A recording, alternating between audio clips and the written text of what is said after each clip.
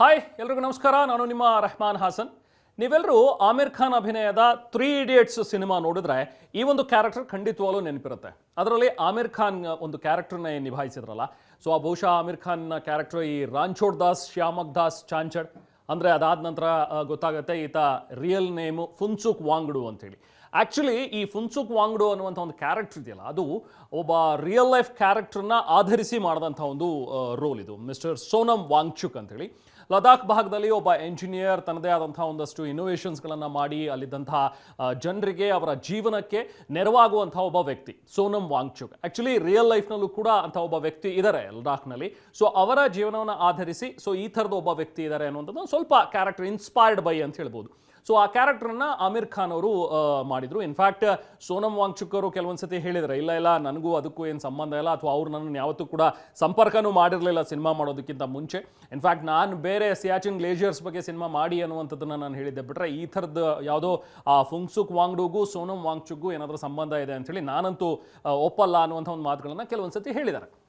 ಇವತ್ತು ನಾವು ಯಾಕೆ ಸೋನಮ್ ವಾಂಗ್ಚುಕ್ ಬಗ್ಗೆ ಮಾತಾಡ್ತಾ ಇದ್ದೀವಿ ಅಂತ ಹೇಳಿದ್ರೆ, ಇನ್ಫ್ಯಾಕ್ಟ್ ನಿಮ್ಗೆಲ್ಲರಿಗೂ ಕೂಡ ಗೊತ್ತಿರೋ ಹಾಗೆ ಸೋನಮ್ ವಾಂಗ್ಚುಕ್ ಒಬ್ಬ ಎಂಜಿನಿಯರ್, ಜೊತೆಗೆ ಆಕ್ಟಿವಿಸ್ಟ್, ಹಾಗೆ ಎಜುಕೇಷನ್ ರಿಫಾರ್ಮರ್, ಹಾಗೆ environmentalist. In fact founding director of students educational and cultural movement, ಲಡಾಖ್ನಲ್ಲಿ ಆದಂಥ ಒಂದು ಈ ಮೂವ್ಮೆಂಟ್ ಏನಿತ್ತು ಅದನ್ನು ಸ್ಥಾಪಿಸಿದಂಥವರು ಇನ್ಫ್ಯಾಕ್ಟ್ ಸೋನಮ್ ವಾಂಗ್ಚುಕ್. ಒಬ್ಬ ಆಕ್ಟಿವಿಸ್ಟ್, ನಿಮಗೆ ಸಾಕಷ್ಟು ಕಡೆ ಕೇಳಿರ್ತೀರಿ ಇವ್ರ ಬಗ್ಗೆ, ಆಗಾಗ್ಗೆ ಸುದ್ದಿ ಆಗ್ತಾನೆ ಇರುತ್ತೆ. ಹಲವಾರು ಹೋರಾಟಗಳನ್ನು ಸಂಘಟಿಸ್ತಾ ಇರ್ತಾರೆ, ಹಲವಾರು ರೀತಿಯ ಇನೋವೇಷನ್ಸ್ಗಳನ್ನು ಮಾಡ್ತಾ ಇರ್ತಾರೆ. ಆ ಭಾಗದ ಜನರಿಗೆ ಅವರ ಬದುಕನ್ನು ಸುಧಾರಿಸುವ ಒಂದು ನಿಟ್ಟಿನಲ್ಲಿ ಆ ಹೋರಾಟಗಳು, ತಮ್ಮ ಒಂದು ಇನೋವೇಷನ್ಸ್ಗಳನ್ನು ಯಾವಾಗಲೂ ಕೂಡ ಮಾಡ್ತಾನೆ ಇರ್ತಾರೆ. ಇಂಥ ಒಬ್ಬ ಸೋನಮ್ ವಾಂಗ್ಚುಕ್ ಈಗ ಮತ್ತೆ ಸುದ್ದಿಯಲ್ಲಿದ್ದಾರೆ. ಕಾರಣ ಏನಂತ ಹೇಳಿದ್ರೆ, ಒಂದು ಉಪವಾಸ ಸತ್ಯಾಗ್ರಹವನ್ನು ಅವರು ಆರಂಭಿಸಿದ್ದಾರೆ. ಕಳೆದ 18 ದಿನಗಳಿಂದ ನಡೀತಾ ಇರುವಂಥ ಈ ಹಂಗರ್ ಸ್ಟ್ರೈಕ್ ಸೋನಮ್ ವಾಂಗ್ಚುಕ್ ಅವರು ಇನ್ನೂ ಕೂಡ ಕಂಟಿನ್ಯೂ ಮಾಡಿದ್ದಾರೆ. ಇನ್ಫ್ಯಾಕ್ಟ್ ನವದೆಹಲಿಯ ಜಂತರ್ ಮಂತರ್ನಲ್ಲಿ ನಡೀತಾ ಇರುವಂಥ ಈ ಒಂದು ಹಂಗರ್ ಸ್ಟ್ರೈಕ್ ಏನಿದೆಯಲ್ಲ, ಅಂದರೆ ಉಪವಾಸ ಸತ್ಯಾಗ್ರಹ, ಇದರಿಂದಾಗಿ ಸೋನಮ್ ಅವರ ಆರೋಗ್ಯ ದಿನ ದಿನ ಕ್ಷೀಣಿಸ್ತಾ ಇದೆ. ಅವರ ಆರೋಗ್ಯ ತೀರಾ ಹದಗೆಟ್ಟಿದೆ. ಇನ್ಫ್ಯಾಕ್ಟ್ ಸುಮಾರು 8 ರಿಂದ 9 kg ತೂಕ ಕೂಡ ಅವರದ್ದು ಕಮ್ಮಿ ಆಗಿದೆ ಅಂತ ಈಗಾಗಲೇ ವೈದ್ಯರು ಮಾಹಿತಿಯನ್ನು ನೀಡಿದ್ದಾರೆ. ಬ್ಲಡ್ ಶುಗರ್ ಲೋ ಆಗ್ತಾ ಇದೆ, BPಯಲ್ಲಿ ವೇರಿಯೇಷನ್ಸ್ ಆಗ್ತಾ ಇದೆ. ಸೊ ಹಾಗಾಗಿ ಯಾವುದೇ ಕ್ಷಣದಲ್ಲಿ ಏನಾದರೂ ಒಂದು ಅಚಾತುರ್ಯ ಆಗಬಹುದೇನೋ ಅನ್ನುವಂಥದ್ರ ಬಗ್ಗೆ ಆ ಗಾಬರಿ ಸಹಜವಾಗಿ ಎಲ್ಲರಲ್ಲೂ ಕೂಡ ಈಗ ಮನೆ ಮಾಡ್ತಾ ಇದೆ. ಸೊ ಹಾಗಾಗಿಯೇ ಇದಕ್ಕೆ ಸಂಬಂಧಪಟ್ಟಂತೆ ಒಂದು PIL ಅನ್ನು ಹೈಕೋರ್ಟ್ನಲ್ಲಿ ಈಗಾಗಲೇ ಹಾಕಿದ್ದಾರೆ. ಸೊ ಈಗ PIL ಯಾವ ಹಂತದಲ್ಲಿದೆ, ಹೈಕೋರ್ಟ್ ಏನು ಹೇಳಿದೆ ಈ ವಿಚಾರವಾಗಿ, ಯಾಕೆ ಇವರು ಹಂಗರ್ ಸ್ಟ್ರೈಕನ್ನು ಮಾಡ್ತಾ ಇದ್ದಾರೆ, ಈ ಎಲ್ಲ ವಿಚಾರವಾಗಿ ನಿಮಗೆ ಒಂದಷ್ಟು ಮಾಹಿತಿಯನ್ನು ಇವತ್ತು ನಾವು ನಿಮಗೆ ನೀಡ್ತಾ ಇದ್ದೀವಿ. ಅದಕ್ಕೂ ಮೊದಲು ಈ ಸೋನಮ್ ಯಾರು ಅನ್ನುವಂಥದ್ರ ಬಗ್ಗೆ ಕ್ವಿಕ್ ಆಗಿ ಒಂದು ಸ್ವಲ್ಪ ನೋಡ್ತಾ ಹೋಗೋಣ. ಆಗಲೇ ನಾನು ಹೇಳ್ದಂಗೆ ಸೋನಮ್ ವಾಂಗ್ಚುಕ್ ಒಬ್ಬ ಎಂಜಿನಿಯರ್, ಆಕ್ಟಿವಿಸ್ಟ್, ಜೊತೆಗೆ ಎಜುಕೇಷನ್ ರಿಫಾರ್ಮರ್, ಹಾಗೆ ಎನ್ವಿರಾನ್ಮೆಂಟಲಿಸ್ಟ್.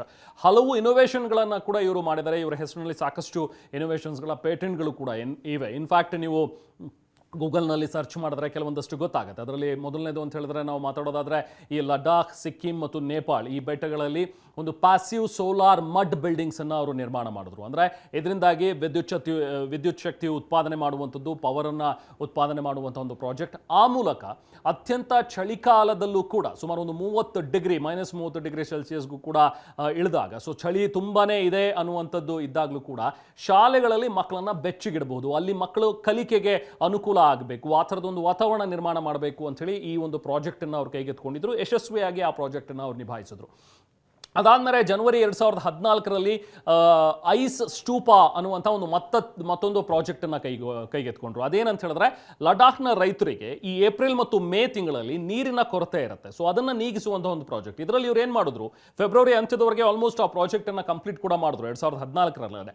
ಅಂದರೆ ಒಂದು 2 ಅಂತಸ್ತಿನ ಒಂದು ಮಲ್ಟಿ ಸ್ಟೋರೇಡ್ ಒಂದು ಐಸ್ ಗುಡ್ಡಗಳನ್ನು ಕೃತಕವಾಗಿ ನಿರ್ಮಾಣ ಮಾಡೋದು. ಅದರಲ್ಲಿ ಹೆಚ್ಚು ಕಮ್ಮಿ ಸುಮಾರು 1.5 ಲಕ್ಷ ಲೀಟರ್ನಷ್ಟು ಈ ವಿಂಟರ್ ಸ್ಟ್ರೀಮ್ ವಾಟರನ್ನು ಸ್ಟೋರ್ ಮಾಡುವಂಥದ್ದು. ಸೊ ಆ ಥರದ ಒಂದಷ್ಟು ಗುಡ್ಡೆಗಳನ್ನು ನಿರ್ಮಾಣ ಮಾಡಿ ಆ ಮೂಲಕ ಅದರಲ್ಲಿ ನೀರನ್ನು ಸಂಗ್ರಹಿಸಿಟ್ಟು ನೆಕ್ಸ್ಟ್ ಏಪ್ರಿಲ್ ಮೇ ತಿಂಗಳಲ್ಲಿ ಈ ರೈತರಿಗೆ ಈ ನೀರು ಉಪಯೋಗವಾಗುವಂಥ ರೀತಿಯಲ್ಲಿ ಅವರು ಒಂದು ಪ್ರಾಜೆಕ್ಟನ್ನು ಮಾಡಿಕೊಟ್ಟಿದ್ರು. ಅದಾದ ನಂತರ 2021ರಲ್ಲಿ ಈ ಹೈ ಆಲ್ಟಿಟ್ಯೂಡ್ ಪ್ರದೇಶಗಳಲ್ಲಿ ಹೋಗಿ ಅತ್ಯಂತ ಕಠಿಣ ಪರಿಸ್ಥಿತಿಯಲ್ಲಿ ದೇಶ ಕಾಯುವಂಥ ನಮ್ಮ ಭಾರತೀಯ ಸೈನಿಕರಿದ್ದಾರಲ್ಲ, ಸೊ ಅವರಿಗೇನಾದರೂ ಒಂದು ಹೆಲ್ಪ್ ಆಗೋ ರೀತಿಯಲ್ಲಿ ಒಂದು ಪ್ರಾಜೆಕ್ಟ್ ಮಾಡಬೇಕು ಅಂತ ಹೇಳಿ ಈ ಸೋಲಾರ್ ಪವರ್ಡ್ ಟೆಂಟ್ಗಳನ್ನು ನಿರ್ಮಾಣ ಮಾಡುವಂಥ ಒಂದು ಪ್ರಾಜೆಕ್ಟಿಗೆ ಕೈ ಹಾಕಿದ್ರು. ಅಂದರೆ ನಮ್ಮ ಭಾರತೀಯ ಯೋಧರು ಹೈ ಆಲ್ಟಿಟ್ಯೂಡ್ ಪ್ರದೇಶದಲ್ಲಿ ಚಳಿ ಗಾಳಿ ಇದರಲ್ಲೆಲ್ಲೂ ಕೂಡ ಅವರು ಪಾಪ ದೇಶ ಕಾಯುವ ಕೆಲಸ ಮಾಡ್ತಿರ್ತಾರೆ. ಅವ್ರಿಗೋಸ್ಕರ ಈ ಥರದ ಒಂದು ಟೆಂಟ್ಗಳನ್ನು ನಿರ್ಮಾಣ ಮಾಡಿಕೊಟ್ರು. ಇದಿಷ್ಟೇ ಅಲ್ಲ, ಸಾಕಷ್ಟು ಬಾರಿ ಹಲವು ಪ್ರತಿಭಟನೆಗಳನ್ನು ಮಾಡಿದ್ದಾರೆ, ಸತ್ಯಾಗ್ರಹಗಳನ್ನು ಮಾಡುವ ಮೂಲಕ ಸರ್ಕಾರಗಳ ವಿರುದ್ಧ ಒಂದು ಹೋರಾಟವನ್ನು ಕೂಡ ಸಂಘಟಿಸ್ತಾ ಇರ್ತಾರೆ ಫುಂಗ್ಸುಕ್ ಈ ಸೋನಂ ವಾಂಗ್ಚುಕ್ ಅವರು. ಅದೆಲ್ಲವೂ ಕೂಡ ಗುಡ್ ಕಾಸ್ಗಾಗಿ, ಅವರು ಯಾವತ್ತೂ ಕೂಡ ಹೋರಾಟಗಳನ್ನು ಅಂತ ಹೇಳಿ ಮಾಡ್ತಾ ಇರುವಂಥದ್ದು ಜನರ ಒಂದು ಒಳಿತಿಗಾಗಿ. ಅದಕ್ಕೋಸ್ಕರನೇ ಒಂದು ಹೋರಾಟವನ್ನು ಸೋನಂ ವಾಂಗ್ಚುಕ್ ಅವರು ಮಾಡ್ತಾನೆ ಇರ್ತಾರೆ. ಇಂಥ ಸೋನಂ ವಾಂಗ್ಚುಕ್ ಕಳೆದ 28ನೇ ತಾರೀಕು ಜೂನ್ 28ರಿಂದ ಒಂದು ಉಪವಾಸ ಸತ್ಯಾಗ್ರಹವನ್ನು ಆರಂಭಿಸಿದ್ದಾರೆ. ಯಾಕೆ ಅಂತ ಹೇಳಿದ್ರೆ, ಈ ನೀಟ್ ಪರೀಕ್ಷೆಯಲ್ಲಿ ನಡೆದಿರುವಂಥ ಒಂದು ಅಕ್ರಮ, ಇದರಿಂದಾಗಿ ಹಲವಾರು ವಿದ್ಯಾರ್ಥಿಗಳು ಈಗಾಗಲೇ ಆತ್ಮಹತ್ಯೆಯ ಹಾದಿ ತುಳಿದಿದ್ದಾರೆ. ಹಲವಾರು ವಿದ್ಯಾರ್ಥಿಗಳ ಬದುಕು ಬರ್ಬಾದಾಗಿದೆ. ಶಿಕ್ಷಣ ವ್ಯವಸ್ಥೆಯಲ್ಲಿ ಮಹತ್ತರ ಬದಲಾವಣೆ ಆಗಬೇಕು ಅನ್ನುವಂಥ ಒಂದು ಉದ್ದೇಶ ಇಟ್ಕೊಂಡು ಒಂದು ಪ್ರತಿಭಟನೆಯನ್ನು ಆರಂಭಿಸಿದ್ರು. ಜೊತೆಗೆ ತಪ್ಪಿತಸ್ಥರಿಗೆ ಶಿಕ್ಷೆ ಆಗಬೇಕು, ಹಾಗೆ ಇದೆಲ್ಲದರ ಜವಾಬ್ದಾರಿ ಮತ್ತು ಹೊಣೆಗಾರಿಕೆಯನ್ನು ಕೇಂದ್ರ ಶಿಕ್ಷಣ ಸಚಿವ ಧರ್ಮೇಂದ್ರ ಪ್ರಧಾನ್ ಅವರು ಹೊರಬೇಕು, ರಾಜೀನಾಮೆ ಕೊಡಬೇಕು ಅಂಥೇಳಿ ಒತ್ತಾಯಿಸಿ ಉಪವಾಸ ಸತ್ಯಾಗ್ರಹವನ್ನು ಆರಂಭಿಸಿದ್ದಾರೆ ಸೋನಂ ವಾಂಗ್ಚುಕ್.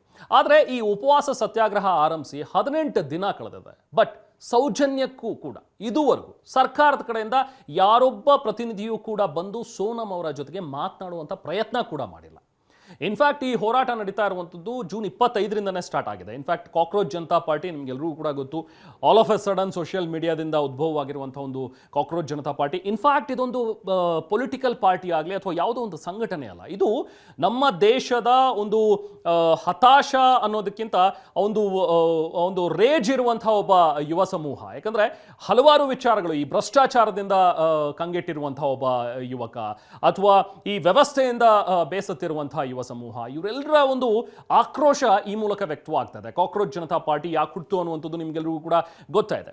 ಸೊ ಇಲ್ಲಿನ ಸದಸ್ಯರು ಇದೇ ಜುಲೈ 16ಕ್ಕೆ ಒಂದು ದಿನದ ಮಾಸ್ ಹಂಗರ್ ಸ್ಟ್ರೈಕ್ಗೂ ಕೂಡ ಕಾಲ್ ಮಾಡಿದ್ದಾರೆ. ಕಳೆದ ಜೂನ್ 25ರಿಂದ ಇವರು ದೆಹಲಿಯ ಜಂತರ್ ಮಂತರ್ನಲ್ಲಿ ಈ ಸಿಜೆಪಿ ಸದಸ್ಯರು ನಡೆಸ್ತಾ ಇರುವಂತಹ ಈ ಪ್ರತಿಭಟನೆ. ಸೊ ಇದೇ ಪ್ರತಿಭಟನೆಗೆ ಜೂನ್ 23ರಿಂದ ಸೋನಂ ವಾಂಗ್ಚುಕ್ ಅವರು ಜಾಯ್ನ್ ಆಗ್ತಾರೆ. ಉಪವಾಸ ಸತ್ಯಾಗ್ರಹವನ್ನು ಅಲ್ಲಿಂದ ಅವರು ಆರಂಭಿಸ್ತಾರೆ. 18 ದಿನಗಳು ಕಳೆದಿವೆ.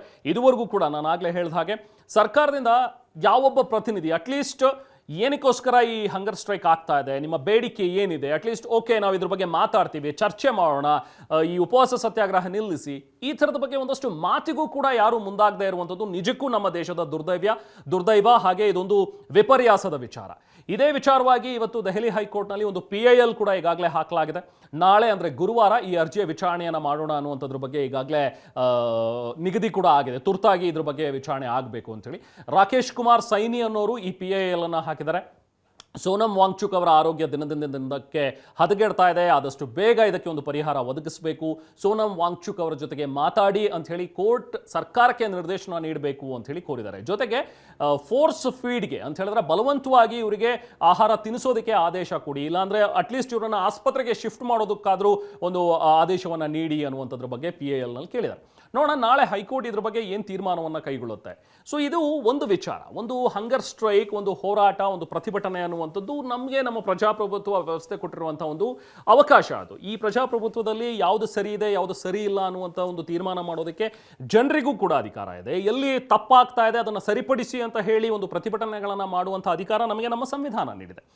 ಈಗ ಕೇಂದ್ರ ಸರ್ಕಾರ ಸ್ವತಃ ಪ್ರಧಾನಿ ನರೇಂದ್ರ ಮೋದಿ ಅವರೇ ಹೇಳೋ ಪ್ರಕಾರ ನಾನೊಬ್ಬ ಪ್ರಧಾನ ಸೇವಕ, ನಮ್ಮ ಕ್ಯಾಬಿನೆಟ್ ಇಡೀ ಕೂಡ ಜನರ ಸೇವೆಗೆ ಅಂತ ಹೇಳಿ ಇರುವಂಥದ್ದು ಅನ್ನುವಂಥದ್ದನ್ನು ಹೇಳ್ತಾರೆ. ಅಂದರೆ ಇವರೆಲ್ಲರೂ ಕೂಡ ಸೇವಕರು.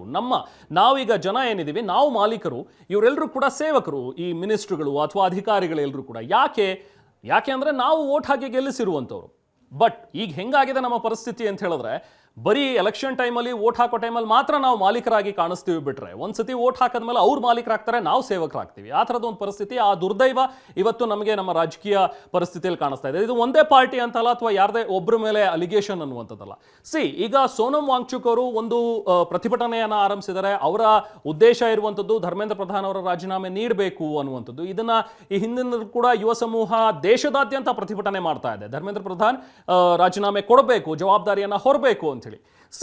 ಒಂದು ಯಾವುದೋ ಒಂದು ವಿಚಾರ ಆಯಿತು, ಯಾವುದೋ ಒಂದು ಸಮಸ್ಯೆ ಆಯಿತು ಅಂತ ಹೇಳಿದ ತಕ್ಷಣ ರಾಜೀನಾಮೆಯನ್ನು ಕೇಳುವಂಥದ್ದು ಇದು ಸಹಜವಾಗಿ ನಡೆಯುತ್ತೆ. ಯಾಕಂದರೆ ಒಂದು ಜವಾಬ್ದಾರಿಯುತವಾದಂಥ ಸ್ಥಾನ, ಉತ್ತರದಾಯಿತ್ವದಲ್ಲಿ ಇರುವಂಥ ಒಬ್ಬ ವ್ಯಕ್ತಿ ಇದಕ್ಕೆ ಉತ್ತರದಾಯಿತ್ವವನ್ನು ಪ್ರದರ್ಶಿಸಬೇಕು ಅನ್ನುವಂಥದ್ದು ಒತ್ತಾಯ.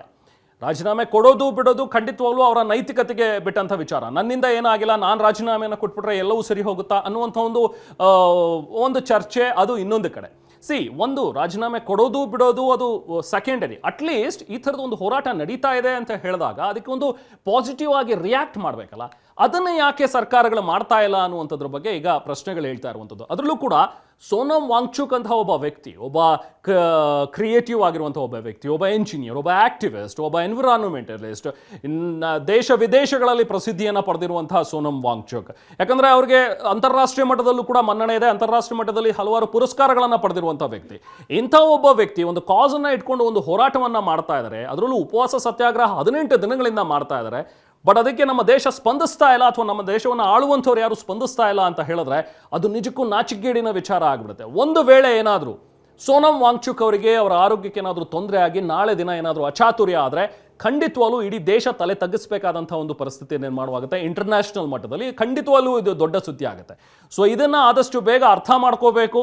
ಕೇಂದ್ರ ಸರ್ಕಾರದಿಂದ ಯಾರೊಬ್ಬ ಪ್ರತಿನಿಧಿ ಇವ್ರ ಜೊತೆಗೆ ಮಾತಾಡಬೇಕು ಅನ್ನುವಂಥ ಒಂದು ಒತ್ತಡಗಳು ಖಂಡಿತವಾಗ್ಲೂ ಕೇಳಿ ಬರ್ತಾನೆ ಇವೆ. At the same time Sonam Wangchuk ಅವರ ಆರೋಗ್ಯದ ಬಗ್ಗೆನೂ ಕೂಡ ಕಳಕಳಿ ಇದೆ. ಸೊ ನಾಳೆ ಹೈಕೋರ್ಟ್ ಏನು ತೀರ್ಮಾನವನ್ನು ಕೊಡುತ್ತೆ, ಏನು ಆದೇಶವನ್ನು ಕೊಡುತ್ತೆ ಅನ್ನುವಂಥದ್ದನ್ನು ಕೂಡ ನೋಡಬೇಕು. ನಿಮಗೆ ಈ ಒಂದು ಹೋರಾಟದ ಬಗ್ಗೆ, ಈ ಉಪವಾಸ ಸತ್ಯಾಗ್ರಹದ ಬಗ್ಗೆ, ಸೋನಮ್ ವಾಂಗ್ಚುಕ್ ಅವ್ರ ಬಗ್ಗೆ ಅಥವಾ ಧರ್ಮೇಂದ್ರ ಪ್ರಧಾನ್ ಅವ್ರ ಬಗ್ಗೆ, ನೀಟ್ನಲ್ಲಿ ನಡೆದಿರುವಂಥ ಅಕ್ರಮ ಬಗ್ಗೆ ಯಾವುದೇ ವಿಚಾರವಾಗಿ ನೀವು ಹೇಳಬೇಕು ಅಂತ ಹೇಳಿದ್ರೆ ಖಂಡಿತವಾಗ್ಲೂ ಈ ವಿಡಿಯೋಗೆ ಕಮೆಂಟ್ ಮಾಡಿ ತಿಳಿಸ್ಬೋದು.